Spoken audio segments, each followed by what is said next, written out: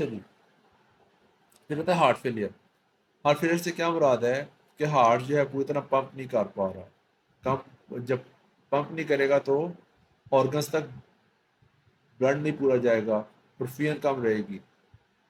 ठीक है, परफ्यूजन कम होगी तो पेशेंट को क्या होगा, सांस चढ़ेगा, डिजनिया होगा, लेटने से अर्थोपनिया होगा, थकावट रहेगी, एस3 साउंड समय सुनाई देगी, और पेशेंट की जेबी रेज हो जाएगी और पेरिफेरी में अडीमा हो जाएगा।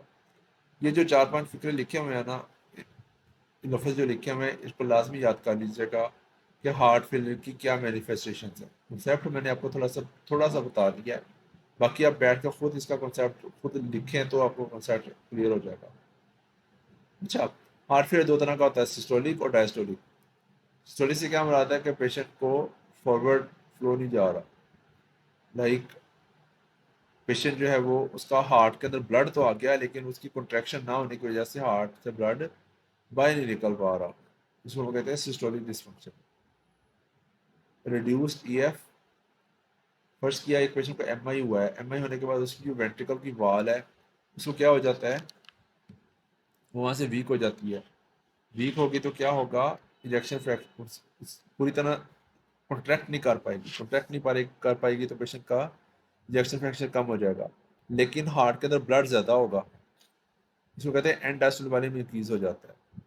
Secondary to decrease contractility often due to ischemia, जिस जगह का वाल का इस्कीमिया हो गया तो वहाँ पे वो वाली वाल कॉन्ट्रैक्ट ही नहीं करेगी। ठीक है। अच्छा, डायस्टोलिस से क्या मुराद है कि आपके हार्ट के अंदर ब्लड नहीं आ पा रहा, इसके अंदर हार्ट के अंदर जितना ब्लड आया वो आपने पंप करके बाहर निकाल दिया, रिजर्व्ड ईएफ होगी, लेकिन एंडास्टोलिक वाले में जो डिक्रीज होगा, पेशेंट की कंप्लाइंस ज़्यादा इंक्रीज हो जाएगी मायोकार्डियल हाइपरट्रॉफी की वजह से।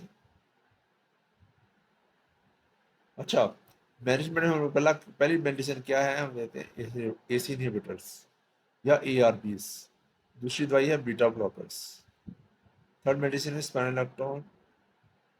आपसे पूछा जाए क्वेश्चन कि which of the following medicine which must be used and reduces mortality, आपने कभी भी अपने यूएसएमएलई में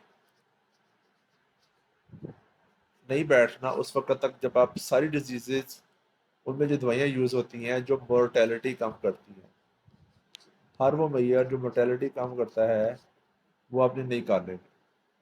ठीक है, यानी कि हर वो मरीज़ जिसकी बीमारी में कोई दवाई ऐसी है जो उसकी मोर्टेलिटी कम करती है तो वो दवाई आपको लाजमी पता होनी चाहिए। ठीक है, आप लोग जब पढ़ते हैं फर्स्ट एड या जो भी बुक पढ़ते हैं एग्ज़ाम की तैयारी कर रहे होते हैं तो उन दवाइयों के नाम लाजमी याद कीजिएगा जो कि इस पेशेंट को देनी ही देनी है। इस पेशेंट को हार्ट फेलियर के पेशेंट को कौन कौन सी दवाइयाँ लाजमी देनी है, बीटा ब्लॉकर्स, स्पाइनोलेक्टोन और इनहिबिटर्स, तीन दवाइयाँ हमने लाजमी देनी है। ये डिक्रीज्ड मोटिलिटी को क्या करती हैं, कम करती हैं।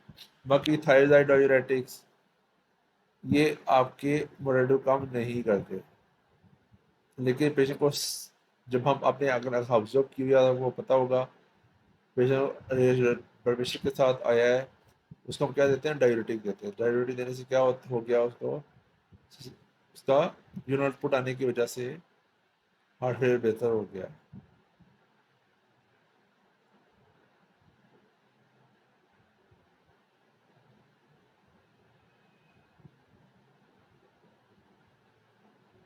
अच्छा जी, फिर आते हैं लेफ्ट हार्ट फेलियर और right heart failure. Left heart failure जैसे आपको पता है लेफ्ट साइड पे क्या क्या चीज़ें हैं, आपके लंग्स है मेनली। तो क्या होगा, पेशेंट को जब पूरी तरह ब्लड पंप नहीं करेगा तो रात को शार्टनेस ऑफ ब्रेथ होगी, जब बिस्तर पे लेटेगा तो उसको सीधा लेटा नहीं जाएगा। Due to increase venous from redistribution of blood, और उससे आपकी पल्मोनरी वेन्स की कंजेशन होगी। पीएनडी क्या चीज़ होती है, डिस्निया इतना ज़्यादा होता है कि पेशेंट जो है वो रात को नींद से उठ जाता है। ना मेरे से आप हिस्ट्री लेना तो वो कहता है कि डॉक्टर साहब एकदम साह खराब होया, मैं बाहर गया हूँ, सांस लिया, फिर कुछ मेरी तबीयत बेहतर हुई है, तो उसको कहते हैं पीएनडी। तो क्या कहते हैं P and D, paroxysmal nocturnal dyspnea. ये किस वजह से होता है? जब पेशेंट लेटता है, लेटने की वजह से वेनस टर्न ज़्यादा होता है। वेनस टर्न क्या होता है? तो ब्लड की रीडिस्ट्रीब्यूशन हो जाती है। ठीक है? अच्छा, ब्लड की तरफ, हार्ट की तरफ ब्लड ज़्यादा गया, ज़्यादा जाने की वजह से क्या हुआ? पहले उसका हार्ट वीक है, तो पीएनडी पेशेंट को पहले होता है, आर्थोपनिया बाद में होना शुरू होता है। पीएनडी की हिस्ट्री पहले से होती है। अच्छा, फिर आता है पेशेंट पल्मोनरी एडिमा के साथ। पल्मोनरी एडिमा बेसिकली क्या चीज़ है? Increase pulmonary venous pressure. किस नतीजे में हुई है? पल्मोनरी वेनस डिस्टेंशन की वजह से।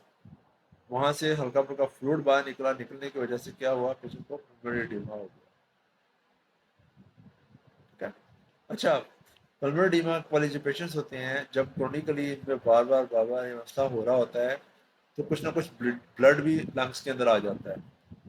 तो जो लंग्स में मैक्रोफेजेस होते हैं, वो ब्लड खा खा के मोटे हुए होते हैं उस कैसे में, इसको कहते हैं हेमोसाइटिन लेडन मैक्रोफेजेस। ठीक है?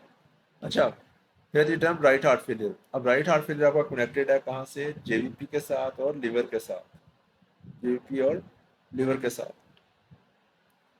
और नीचे आपके पाँव पे एडिमा के साथ। अच्छा, इसी वजह से जो अब ये लो राइट हार्ट फेलियर है, इसके अंदर हेपेटोमेगाली ज़्यादा प्रोमिनेंट होगी, अगर वेनस प्रेशर रेज्ड होगा, और पेरिफेरल एडिमा तो होगा ही होगा। जो पेशेंट्स होते हैं ना डायस्टोनिक हार्ट फेलियर वाले, उनके अंदर एडिमा इतना मार्क नहीं होता जितना उनके अंदर पल्मोनरी एडिमा और ऑर्थोपेनिया पेटी ज़्यादा मार्क होता है। जबकि राइट हार्ट फेलियर वाले पेशेंट दूर से पहचाने जाते हैं, उनके अंदर ट्राइगस पर रिवेजिटेशन, टैटूइंग। ठीक है? अच्छा, तो वही है जो हम लोगों ने अभी पढ़ा। जब प्रोटेक्टिविटी कम होगी तो क्या होगा? कंजेशन ज़्यादा होगी। कंजेशन ज़्यादा होने की वजह से क्या होगा? पेशेंट को जैसे, अच्छा, पेशेंट को पल्मोनरी वेनस कंजेशन हुई, उसकी वजह से हार्ट में गैसेस से ट्रांसफर नहीं हुई। उसके अलावा क्या होगा? पल्मोनरी एडिमा होगा, साथ क्या हो जाएगा? राइट वेंट्रिकुलर आउटपुट डिक्रीज हो जाएगा।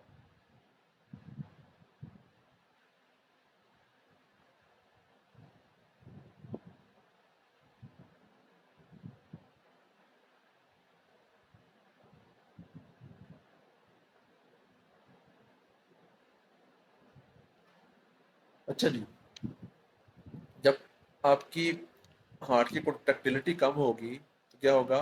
पल्मोनरी वेनस कंजेशन होगी।